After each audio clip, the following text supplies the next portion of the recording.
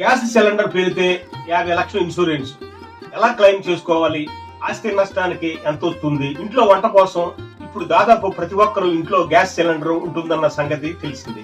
అయితే గ్యాస్ కస్టమర్లకు కేంద్రం ఉచితంగా 50 లక్షల రూపాయల వరకు బీమా సౌకర్యం కల్పిస్తుందని మీకు తెలుసా?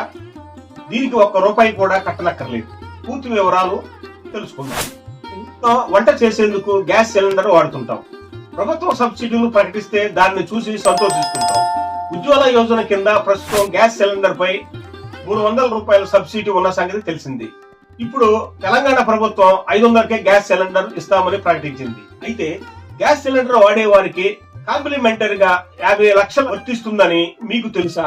గ్యాస్ సిలిండర్ వినియోగదారులకు కేంద్ర ప్రభుత్వం ఫ్రీగా 50 లక్షల బీమా కల్పిస్తుంది.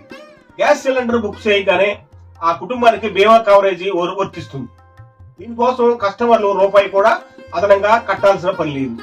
ప్రమాదం వస్తే ఏం చేయాలి? గ్యాస్ సిలిండర్ పేలితే భారీ స్థాయిలో ఆస్తి ప్రాణ నష్టం సంభవిస్తూ ఉంటుంది. అందుకే కేంద్ర చమురు కంపెనీలతో బాధిత కుటుంబాలకు పరిహారం అందిస్తుంది. ఇలా గ్యాస్ ప్రమాదాలు జరిగినప్పుడు ఆ కుటుంబాలకు ఆర్థికంగా ఆసరా లభిస్తుంది. అందుకే ఎల్పీజీ కస్టమర్లు తమ కుటుంబం కోసం పెట్రోలియం కంపెనీల నుంచి 50 లక్షల వరకు బీమా సొమ్ము క్లెయిమ్లు చేసుకోవచ్చు. గ్యాస్ సిలిండర్ పేలితే ఒక్కో సభ్యుడికి 10 లక్షల పరిహారం లభిస్తుంది. మొత్తం కుటుంబానికి గరిష్టంగా 50 లక్షల ఇన్సూరెన్స్ అందుతుంది. కేవలం ఆస్తి నష్టం జరిగితే 2 లక్షల వరకు బీమా వర్తిస్తుంది. ప్రమాదంలో ఎవరైనా చనిపోతే వ్యక్తిగత ప్రమాద బీమా కింద 6 లక్షలు వస్తుంది.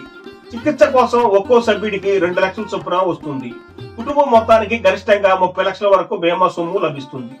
సిలిండర్ పేలి ప్రమాదం జరిగినప్పుడు వెంటనే సమీప పోలీస్ స్టేషన్ లో ఎల్పీజీ డిస్ట్రిబ్యూటర్ కు సమాచారం అందించాలి. వారు ప్రమాద సంఘటనపై విచారణ జరుపుతారు.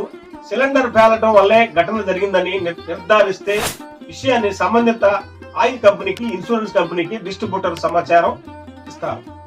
రిపోర్ట్ చూశాక బీమా కంపెనీ పరిహారం అందిస్తుంది. దీనికోసం death certificate, post mortem report, medical bills, doctor prescriptions, discharge కార్డుల్ని సమర్పించాలి. ఇటువంటి సంక్షేమ కార్యక్రమాలు ఎన్నో ఉన్నాయి, కానీ చాలా మందికి తెలియదు. కనుక అందరికీ తెలిపే ప్రయత్నం మనం కూడా చేయాలి.